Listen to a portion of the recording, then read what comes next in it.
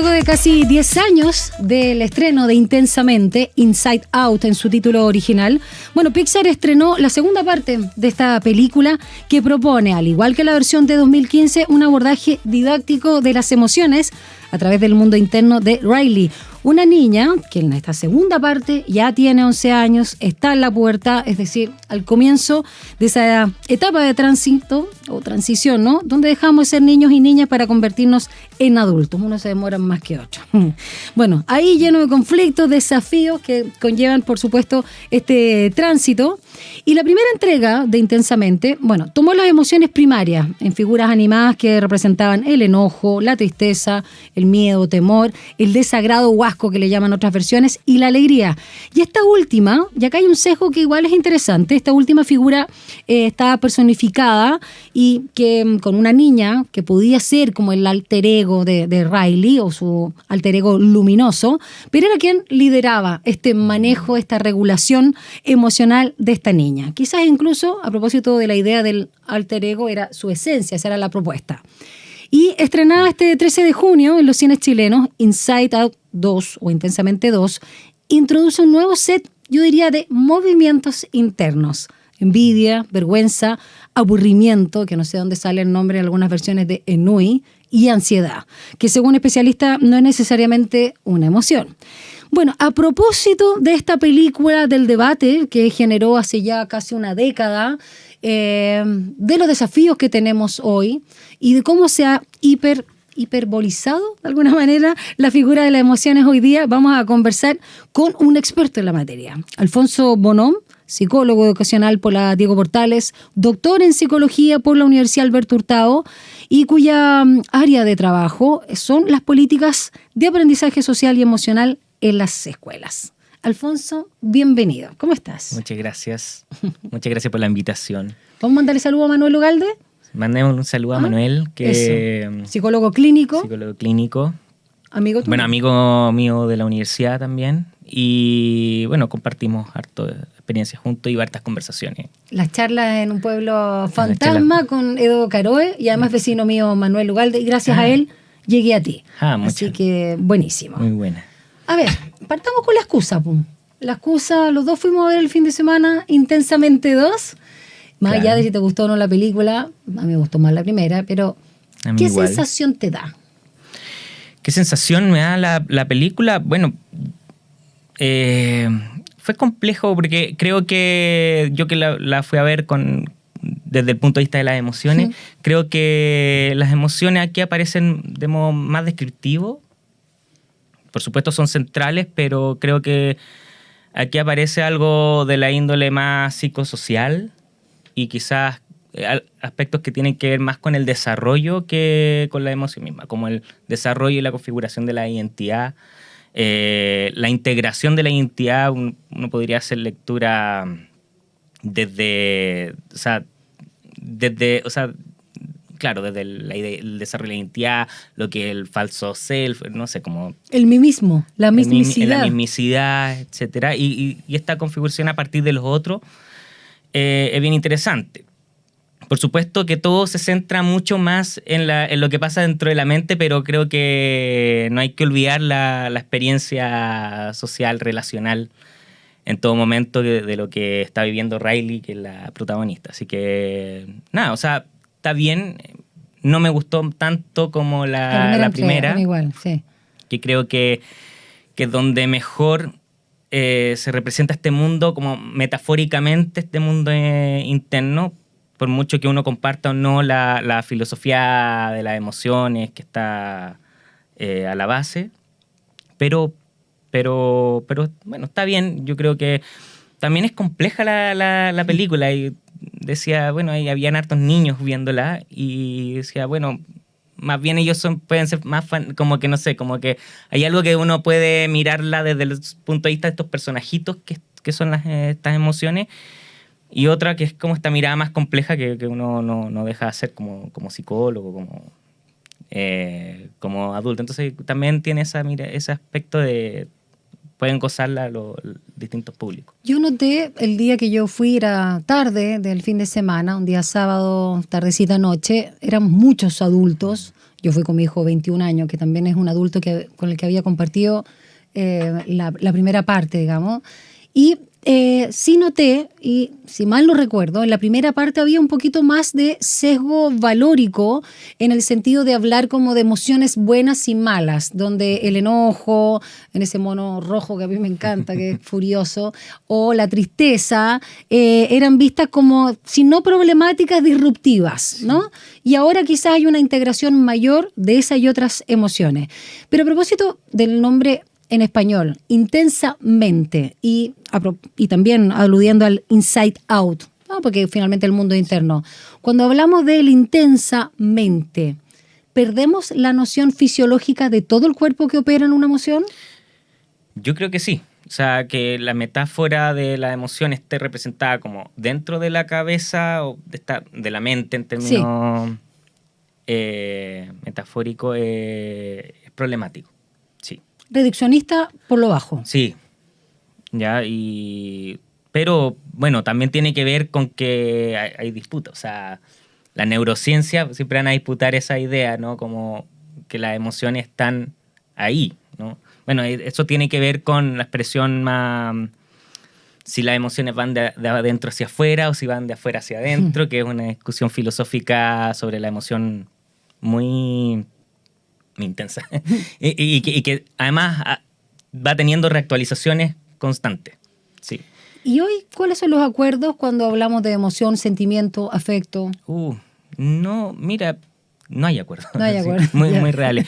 A veces se habla de la emoción como el afecto más la dimensión cultural, como conceptual, sentimiento como una emoción más mitigada, como una mood, por así decirlo, pero no es bien compleja.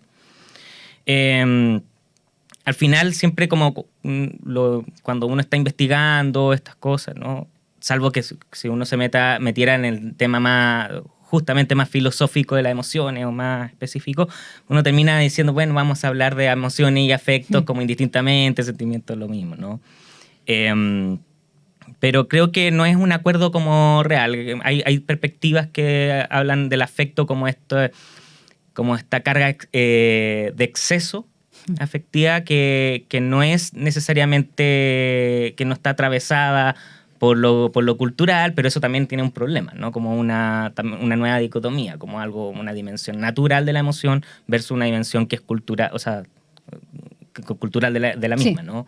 O sea, afecto en la parte sin cultura, sin concepto, sin lenguaje, por así decirlo, de la emoción. Alfonso, cuando pasamos de la ilustración y con todo este paradigma de Descartes y todo el tema de la razón como motivo primero y fundamental, diferenciador de lo que es ser humano, ¿no? Olvidándonos incluso de la animalidad a propósito de los instintos, impulsos, no es que no existan, pero se miraban en menos.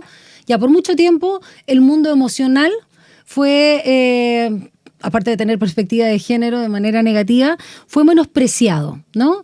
Fue subordinado a una mente, a veces castrado, a veces absolutamente también reprimido.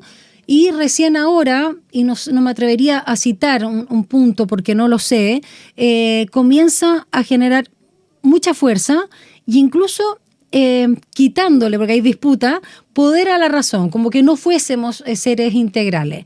Y nos vamos al otro lado. Y voy a hacer un parangón que a veces veo que sucede cuando queremos sacar, eliminar y sobre todo criticar con la reflexión las prácticas patriarcales y machistas. Nos vamos o sea, no, a los hombres no, se quedan calladitos y hay feminismos que son un poquito más, digamos, se dan al chancho finalmente, pero un feminismo que no está bien entendido, es una exclusión.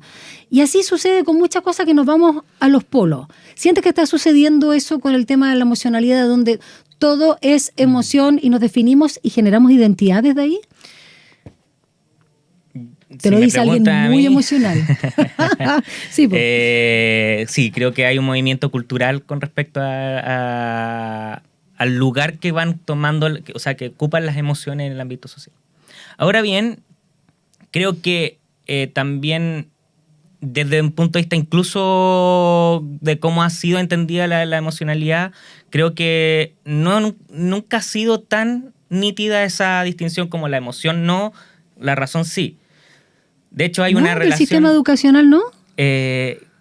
Bueno, hay historiadores de las emociones en educación y eso son estudios bien interesantes que demuestran que en verdad siempre han sido importantes las emociones en el ámbito de la educación.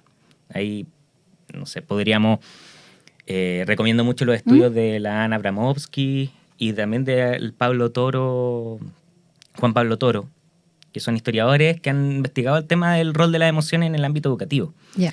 Y uno también, también hay que mirar con sospechas de que en verdad nunca han sido ¿están ausentes o no? Siempre han estado tan ausentes. Yo lo que quiero decir es que, si bien por un lado convive esta idea de que la emoción es algo, digamos, más despreciable o una especie de exceso indeseable con respecto en relación a la razón, al otro lado también siempre estuvo la idea de que la emoción es también signo de autenticidad. Sí. Entonces, es una relación ambivalente. Entonces, una persona que golpea la mesa, al mismo tiempo que no está controlando su emoción, o sea, no está siendo, digamos, dominado por su emoción, al mismo tiempo está siendo auténtico. ¿Ya? Entonces, esa ambivalencia convive en el mismo momento. Esto lo decía Catherine Lutz, que una antropóloga de las emociones. ¿Ya? Y que analizando el rol de la emoción en el ámbito cultural, pero eso ya hace rato. No podría decir que hoy día sigue habiendo lo mismo, solamente que, no sé, o sea, como tú dices, la emoción está sobrecargada de importancia, ¿no? De relevancia en el campo educativo. Ya no, o sea, no solo el campo educativo, sino el campo del desarrollo humano y de la experiencia del individuo y el desarrollo personal y en lo social, pero como que todo pasa por la terapia, además. A propósito de la psicologización sí. de todo este tema también de las emociones. También todos estos otros conceptos, como la terapización. Claro. Que vendría siendo como un nuevo giro con respecto al tema del trabajo sobre lo emocional hoy en día. O sea, hay que también entender que el problema no tiene que ver con las emociones mismas, ni la relevancia o las intenciones con las que se está tratando de relevar su importancia, sino que probablemente el trasfondo cultural en las cuales se mueve y las técnicas sociales con las cuales, no sé, los elementos sociales con los cuales queremos trabajarlas, con las cuales las aprendemos y comprendemos también. A propósito de la educación y el público al que está destinado intensamente, y voy a centrarme en esta segunda entrega, acá hay una alfabetización emocional, hay un tema didáctico que obviamente cruza las edades, porque vemos abuelos, padres y gente que no tiene hijos que va a ver a la película porque le interesa justamente el tema emocional y cómo se trabaja. Y cuando hablamos de esta segunda parte, con la envidia, el aburrimiento, no sé dónde viene esa palabra, Inui, que en realidad es un poco como apatía. Yo vi más apático el personaje. Y la vergüenza, que en la película es adorable. Bueno, se introduce algo que, te lo decía al comienzo, hay algunos psicólogos o expertos en las ciencias psi que dicen que la ansiedad no es una emoción propiamente tal. Y de hecho ha estado catalogada como no solo un trastorno, sino un estado bastante disruptivo donde se mezcla la angustia, el miedo por el futuro, estas proyecciones. Hablemos de la ansiedad que está tan de moda. Un poquito. Ansiedad, sí. No, lo que pasa es que sí, no estaba muy a caballo de esa emoción, pero ¿nunca la has sentido? O sea, yo estoy súper a caballo con esa emoción. Saliendo de un doctorado. Imagínate. Ahí sí, no, sí. Ya. Entonces habla desde la experiencia. Ansiedad, bueno, pero, a ver, hay que entender que la ansiedad sea una emoción o un estado, no sé.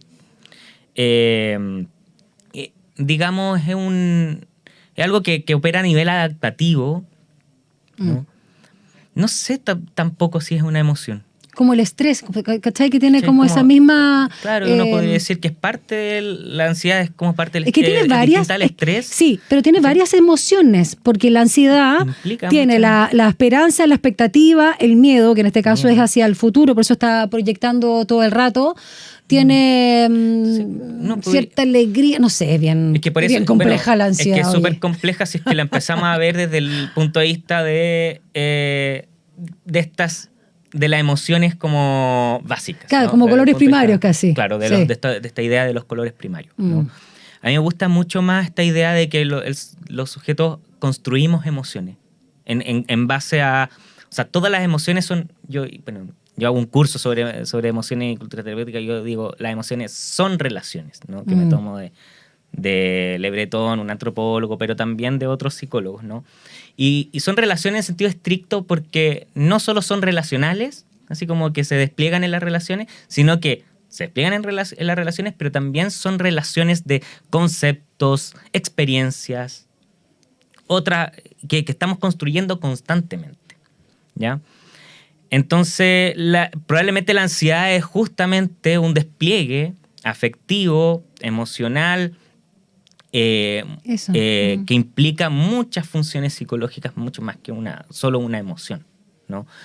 No tiene un correlato único, sí. Y que esa es una de las grandes críticas que tiene la teoría básica de las emociones, como si es que existe algo así como una huella dactilar de la emoción, un correlato único de la emoción, ya sea en la expresión facial, o sea, como toda vez que yo siento rabia, voy a expresar un gesto de rabia o el miedo y eso va a tener un correlato fisiológico unívoco o incluso a nivel neurofisiológico como que ese correlato siempre se van a activar ciertas redes neuronales, ¿no? O ciertas zonas. Aviso de spoiler, por si acá. Tampoco les voy a matar la película. En esa escena donde Riley está en una circunstancia de mucha competencia y estrés en una cancha de patinaje de hockey sobre hielo, donde se está definiendo lo que ella cree que va a ser su futuro. Y tiene una crisis de ansiedad, quizá otros la llamarían pánico, pero crisis de ansiedad. ¿Está bien trabajada a tu juicio de lo que se manifiesta ahí? O sea, en términos descriptivos, yo ¿Sí? creo que sí, o sea, es lo que más o menos experimenta, ¿no? Y tiene que ver con... mucho cuerpo, sí, mucho cuerpo, mucha corporalidad, mucho... por supuesto, lo que pasa es que, bueno, también ahí aparece, es extraño, porque al mismo tiempo la misma ansiedad es la que se desborda, es como... Sí. Es complejo de analizar, ¿no? Porque justamente son entidades, estamos hablando de entidades metafísicas dentro de, ¿cachai? Como sujetos dentro de sujetos, la metáfora se hace chica. Y me pareció interesante cuando, comillas, se personifica que en realidad un mono, anda a saber tú, era no binario ansiedad. Y me gustó cómo lo mostraron. Sí, bastante peculiar. Interesante porque, porque en verdad el aspecto cultural, yo creo que las emociones, o sea, intensamente nunca se desliga, yo creo que tiene esta lógica más fisiológica, más como la emoción dentro de la mente, etcétera, pero si uno lo ve, siempre el aspecto cultural de la emoción está representado en la fisionomía del personaje, ¿no? Sí. Como que la tristeza sea azul, eso viene de un arquetipo cultural.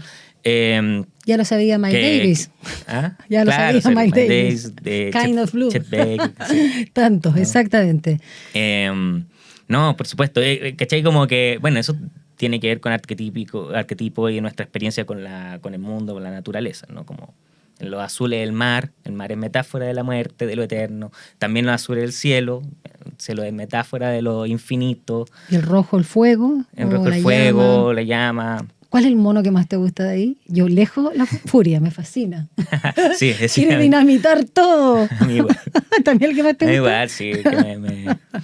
Ahora, vergüenza adorable como lo hicieron en Intensamente. Adorable, bueno, sí. Adorable. No, están bien resuelto algunas cosas. Obviamente, yo me acuerdo para la primera película, una de las cosas que se criticaba es por qué la tristeza sí, por qué la alegría sí, ¿no? Claro. ¿Por qué la tristeza mujer y la alegría, ¿cachai? Como... Y la furia y otro como... Masculina, sí, ahí, ¿no? Había un sesgo también. Había un sesgo... Sí. Y es porque efectivamente, o sea, ni siquiera... Cuando tenía una perspectiva de las emociones básicas, te es capaz de que las emociones son intrínsecamente culturales, ¿no? Como sí. hasta porque la emoción opera a nivel de... Se despliega en conceptos. O sea, nosotros en el momento en que experimentamos estamos conceptualizando nuestra experiencia, incluso conceptualizando lo que tenemos que sentir.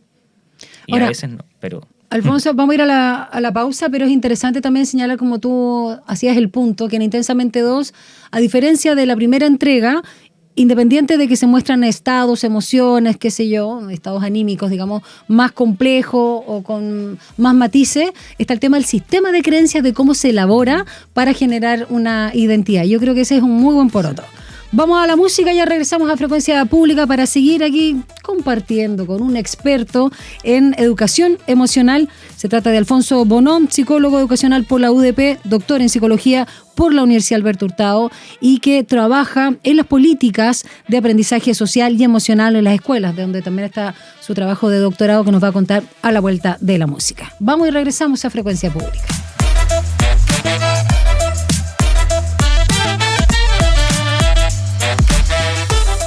Continuamos la conversación con Alfonso Bonón, psicólogo, experto en educación también de las emociones y además, a pesar de lo joven, cuenta con un doctorado ya en psicología por la Universidad Alberto Hurtado. Y voy a agradecer, porque por lo menos escuché 3 capítulos del podcast Las charlas en un pueblo fantasma, lo repito, de Edo Caroe con Manuel Ugalde, que es psicólogo clínico, aparte de ser un joven muy ilustrado. Y todos estos conceptos que estoy usando ahora, me apoderé un poco de ellos, pero les doy el crédito, para ver una visión crítica respecto a cómo se está trabajando o cómo se está poniendo incluso a todas las ciencias sí, pero particularmente a la psicología en el debate, y no solo en el debate, en las prácticas de consumo. Entonces, Alfonso, acá estamos muy de acuerdo cuando hablábamos de intensamente como excusa de que la alfabetización emocional es necesaria, es un aporte, que no solamente para los chicos, sino también para toda la sociedad cuando estamos con problemas de convivencia, donde estamos más dañados, o más que más dañados, se hizo más evidente nuestro daño en general como seres humanos después de la pandemia. Hay mucha demanda de salud mental desde los jóvenes, los estudiantes, pero hay una situación extraña. Por un lado, lo que yo podría denominar una pornoemocionalidad, y por otro lado, lo que planteaban en el podcast en relación a una alianza de la psicología, de alguna manera, con el neoliberalismo o transformar la emoción en mercancía. Hablemos un poquito de lo que a ti te hace sentido de estas ideas. Bien. Parte por donde quieras. Partamos por donde quieras.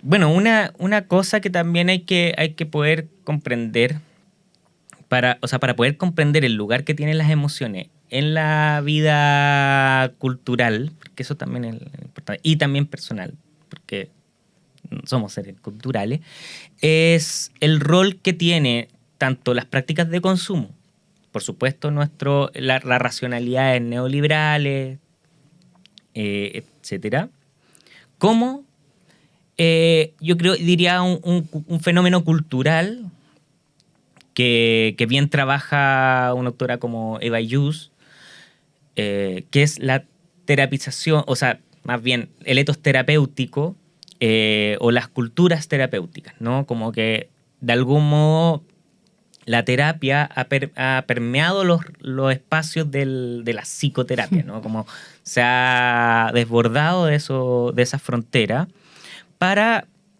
llenar distintos espacios sobre, o sea, distintos discursos, distintos lugares, ¿no? De la experiencia. Es cosa de ver un matinal y está lleno de lenguaje sobre qué es lo traumático, sobre cómo deberíamos sentirnos ante una determinada situación, etcétera, ¿no? Aparte de la astrología, digamos. Aparte de la astrología. Aparte del signo zodiacal. Esto toma distintas manifestaciones. Claro. O sea, de hecho, leía la otra vez, leyendo un libro, no me acuerdo cuál, que decía, bueno, terapias, o sea, que en una entrada, buscando bien en como la entrada de terapia en Google, por así decirlo, o Wikipedia, hay algo así como más de 1000 terapias. Wow. ¿Cachai? Y bueno, claro, eso toma sentido. O sea, desde la psicoterapia hay un montón de estrategias terapéuticas y formas terapéuticas para los consumos, para distintos elementos. Pero también hay distintas formas de terapia como alternativas, ¿no? El arte pasa a ser terapéutico, las relaciones pasan a ser terapéuticas, y bueno, creo que en la línea de cómo se iba planteando en el podcast, o podcast, no sé cómo. Sí. La idea ahí era que, bueno, la terapia también, o sea, todo este mundo de la terapia es una forma de pensar la realidad o la racionalidad o la relacionalidad humana. Con una visión utilitarista Con una igual, visión utilitaria, ¿no? Sí. Eh, Hay cachado esa gente que dice, no me junto más contigo porque no me aportas. Claro. Sí. Igual yo lo hago. Vamos donde vibramos alto. Sí, voy a perder ¿no? el tiempo contigo. O también, no, una vez a la semana me tengo que juntar con mis amigos porque eso es terapéutico para mí, ¿no? Pero empieza una forma de configuración como propia de la identidad, como si hago esto, que igual eso te aparece en la película, ¿no? Si hago esto, va a pasar esto otro, claro. ¿no? Si hago esto otro, igual ahí está la ansiedad, ¿no? Como la conexión la acaba de hacer, ¿no? Si hago esto otro, y así podría llenar como el espacio de mi experiencia cotidiana con prácticas que además están vinculadas con una lógica de salud global, como con unos discursos globales de la salud hoy día mental, porque ya la salud es una cosa, es un discurso global, ¿no? Que la globalización desde esta mirada neoliberal ha permeado también esos discursos, ¿no? Como qué es lo sano, qué es lo no sano, y qué es la salud mental también tiene es un problema que está homogenizado, o sea, todos sabemos que, o sea, está ansioso y tiene que ver con un diagnóstico particular, ¿no? Y por ende un tratamiento particular. Y un estilo de vida que yo creo que se está replicando a nivel global, ¿no? Que es este estilo de vida positivo, de como saludable, de lo que es saludable, tanto entre los aspectos como la nutrición, que ha permeado todo lo que es la comida, los superalimentos, etcétera, todo lo que comes eres, y que por ende hay alimentos terapéuticos, ¿no? A cómo la relación cotidiana tiene que ser mesurada, o misurada, más bien misurada, y racionalizada a tal punto que permita ser sana, ¿no? Como que si no lo haces, esto corre el riesgo de ser tóxica una relación. O corre el riesgo de estarte exponiendo en términos de autocuidado, ¿no? Aunque hoy ser vulnerable está bien visto, no como antes, o no tiene el sesgo que tenía antes.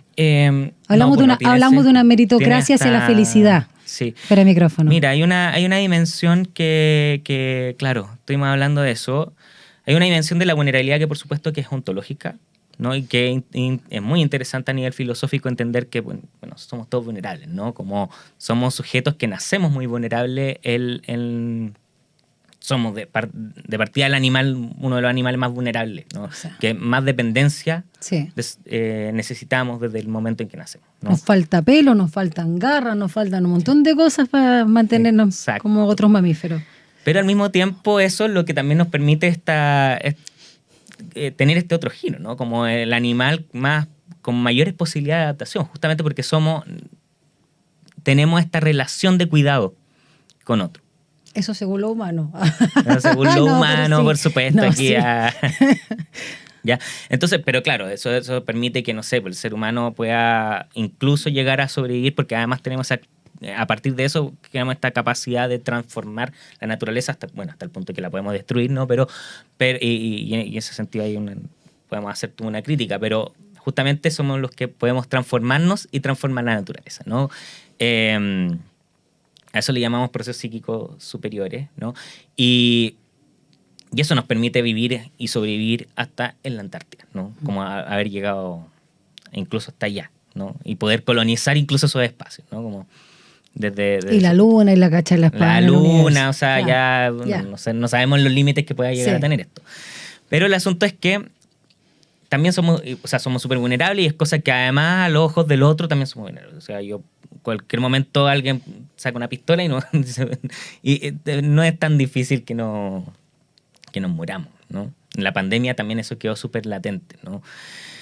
Pero eso es un nivel ontológico. Por otro lado, está la vulnerabilidad como esta forma de económica también de relacionarnos, ¿no? Y de poder ver quiénes, o de dirimir qué cuerpos realmente son vulnerables o no, ¿ya? Y ahí hay narrativas, ¿no? Hay narrativas que van desde las lógicas como poder percibir cuerpos, ¿cachai? Cuerpos vulnerables que necesitan ayuda, y hay irracionalidad metida en esto, ¿no?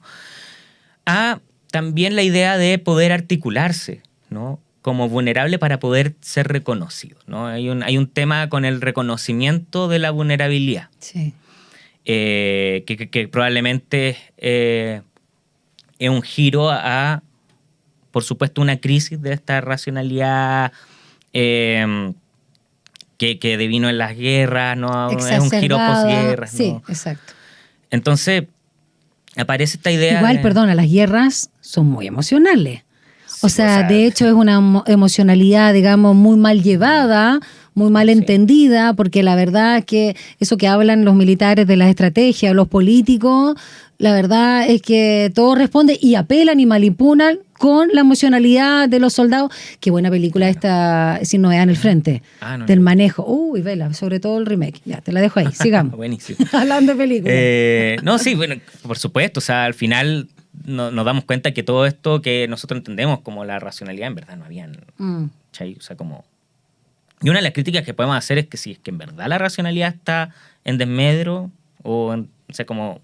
o sea, en verdad está en crisis, o en verdad nunca hubo... Lo que sí, interesante, a propósito de la educación, de lo que comentábamos, porque uno cree que si no te enseñan a tratar a bien al compañero y a la compañera, y tienes un profesor que muy, muy por lejos de ese buen trato, cuando nuestros abuelos eran chicos o padres, según sea, te pegaban para poder enseñarte a sangre, como decían, ¿no? Cual tinta, digamos, de los cuadernos, la sangre con el reglazo en las manos, en la cabeza, no sé dónde, o te ponían en una esquina con una, digamos, capucha imitando a un burro y te humillaban. Claro, uno dice, pero eso también es emocionalidad mal llevada nomás. Sí, claro, no es que no estuviera. No es que no estuviera. Sí. Alfonso, ¿cuáles son los peligros de lo que estábamos nombrando? De poner todo en, como lo que decía también Manuel, ¿no? De que todo pase por la terapia, y lo dice un psicólogo clínico y es muy consciente de eso, de que la solución ante la existencia misma, no solo la sobrevivencia, o sea, la existencia, donde no solo quiero sanar mis heridas o crear mi propio relato a partir de mi biografía, entenderme para que los otros me entiendan y generar una identidad y un relato, sino también pulirme, ¿no? Tener las mejores competencias y cualidades, como que nace, no sé, cuando a mi época, en los 80, se hablaba de un curso de inglés en el no sé cuantito, en tal instituto, para no hacerle publicidad, bueno, no sé si existe, y ahora la gente dice, no, pero me voy a ir o hago yoga, o me voy a hacer psicoanálisis, o X, o tal terapia hipienta. ¿Cuáles son los riesgos? ¿Cuál es el problema de meternos tanto ahí? Bueno, yo creo que gran parte de los riesgos de meterse tanto ahí tiene que ver con poder cumplir justamente con las expectativas, esa promesa, como diría, una promesa de la felicidad que todo eso te promete. O sea, la idea de que ir a terapia, ir al gimnasio, esta cuestión, cumplir con este mandato de la salud, además se traduzca efectivamente esta idea de que la salud mental sea efectivamente ser feliz o la plenitud, el bienestar y además el éxito, etc., ¿no? Como tiene que ver con probablemente con las promesas que nos ofrece, digamos, la cultura, los sistemas neoliberales, o sea, esta cultura neoliberal, estas promesas de éxito, ¿no? Entonces, eso en el fondo, y esto es lo interesante, ¿no? Ya han empezado a salir un montón de columnas o de reportajes sobre estamos en el pic de sujetos en terapia y también estamos en el pic de malestar. Exacto, dolores, violencia y qué sé yo. ¿Cachai? Y entonces... no pareciera ser, o sea, como lo complejo es que no pareciera ser respuesta, como la psicoterapia a estos problemas, ¿no? Entonces también nos hace pensar que la psicoterapia puede ser un espacio como un objeto feliz, como diría Sara Ahmed, ¿no? Pero un lugar donde yo, si concateno, si estoy orientado a eso, más esto otro, estoy orientándome hacia la felicidad. Por ende, estoy bien orientado moralmente.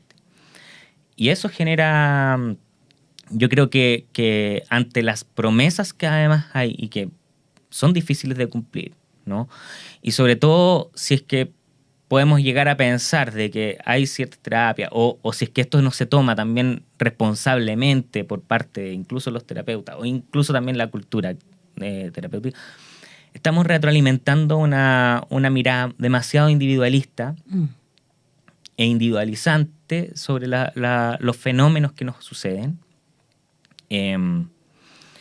y que eso finalmente termina en más angustia, más responsabilización del sujeto, ¿no? Hay quienes dicen de que esta responsabilización también comparte una irresponsabilización. O sea, es una hiperresponsabilización porque yo no soy... Es culpa mía de no alcanzar estos éxitos, de no llegar a esta promesa. Pero también no es culpa mía porque la terapia también me permite una cuestión de... Bueno, esto es parte de mi historia traumática, etcétera, ¿no? Como que puedo ir a trabajar, etcétera. Entonces, de algún modo... No me hago cargo y al mismo tiempo soy hiperresponsable. Sí. O me permite esa doble posición, esa posición ambigua. Y por supuesto que eso es complejo. O sea, exacto, si no genera ansiedad. Exacto, si no genera ansiedad, que claro. Y yo estoy muy como asentada. Lamentablemente se nos está yendo el tiempo. Alfonso, brevemente cuéntanos también cuál es la tesis, la propuesta de tu doctorado en pos de la educación, cuando nosotros estamos acá en una universidad y cuando pareciera que las comunidades educacionales, llámese colegios, ¿no? Finalmente se señala que están muy en crisis a propósito de cómo manejar la convivencia. Sí, yo, mira, así como resumiendo un poco la orientación de mi investigación, es la forma que toman estas políticas de aprendizaje socioemocional en un contexto educativo donde tampoco está muy clara, ¿ya? Pero se exige, ¿ya? Y se rinde cuenta sobre eso, se empieza a rendir cuenta sobre eso y todo. Los indicadores. Indicadores, etcétera, ¿no? Una postura problemática es pensar las emociones como competencias, habilidades y por ende fines. Claro. ¿Ya? O sea, estas competencias son las que queremos y por ende tenemos que llegar a ello y podríamos entonces educar y modificar eso, pero instrumentalmente para llegar a ciertos indicadores. Me parece problemático. Por otro lado, también tomarla desde el punto de vista como es problemático pensarlas como una inteligencia, ¿no? Porque eso es parte del individuo también, que es inteligente o no, bueno, y ahí eso genera problemas, digamos, de individualización de este asunto. O sea, igual si no cumple estos indicadores o ciertos rangos de los indicadores, ¿eso? Exacto. Ok. También genera una estratificación, una nueva forma, podría llegar a generar una nueva forma. Pero el mismo modelo que lo cognitivo, llevado a lo emocional. El modelo es el mismo. El modelo es el mismo, porque finalmente igual estamos buscando medir esto. Sí. Podríamos decir, en el lenguaje se llama accountability. Sí. Entonces, el accountability de lo emocional, ¿no? Pero por otro lado, además, es la forma que toman las políticas, ¿ya? Que devienen de una lógica más terapéutica. Justamente, mi línea de investigación dice, bueno, cómo se desarrolla esta habilidad a través de fomentar o generar prácticas que son lingüísticas, por lo demás, o discursivas, de introspección, ¿no? Como una especie de estilo emocional introspectivo, afectivo, ¿no? Y donde el sujeto aprende o debería aprender dentro de la escuela a conocerse, a reconocer sus emociones, a alfabetizar estas emociones, etcétera, para prevenir la psicoterapia. O sea, prevenir los problemas individuales que podría haber. Claro, para no gastar plata. O sea, pero uno también podría decir lo que también le aprende es una predisposición psicoterapéutica. O sea, más bien aprendes a querer ir no sé. Sí, ya, pero en el fondo lo que pasa es que también es una digamos, introyección o interiorización de un estilo, de una forma de habla, de forma de lenguaje, una forma de ser que es promovida culturalmente, que no es necesariamente, y esto es lo interesante, que esa forma de ser no es necesariamente la natural, porque no hay forma de ser natural en el ser humano, ¿no? Sino que es histórica y cultural. Siempre, exacto, sí. Bien interesante. Entonces a partir de eso, otro de los grandes problemas es cómo pensamos una educación, un colegio afectivo que reconozca la dimensión emocional, afectiva del aprendizaje y de la experiencia educativa, pero que también tenga, que sea justa con las formas de conocimiento, con el conocimiento pedagógico de los profesores, porque esto además viene de la psicología, como una forma de colonizar, y del lenguaje terapéutico como una forma de colonizar la escuela. Entonces, ¿cómo podemos pensar las emociones y el desarrollo emocional desde un punto de vista pedagógico? O sea, que haga sentido también a los profesores. Y al mundo educativo. Y ahí las películas o las producciones artísticas, masivas, como Intensamente aportan. Mira, yo creo que aportan culturalmente. No sé, sí, yo creo que sí, pero yo creo que lo importante es que es más bien pensar que la escuela no es el lugar donde vamos a ir a desarrollarnos felizmente tampoco. Es el lugar donde vamos a aprender y donde también ahí en ese proceso de aprendizaje y en el proceso de relación, y además donde no solamente vamos a formarnos o aprender en conceptos, sino que también vamos a formarnos, porque la escuela es un lugar donde entra un sujeto, giramos un poco la cóctel y queremos que salga un sujeto, un ciudadano, ¿no? Como claro, político. O sea, también es un proyecto político. Entonces, en algunos salen empresarios, pero bueno. Claro, pero el asunto es, ¿para qué queremos, no sé, que los sujetos sean empáticos, que aprendan, ¿cachai?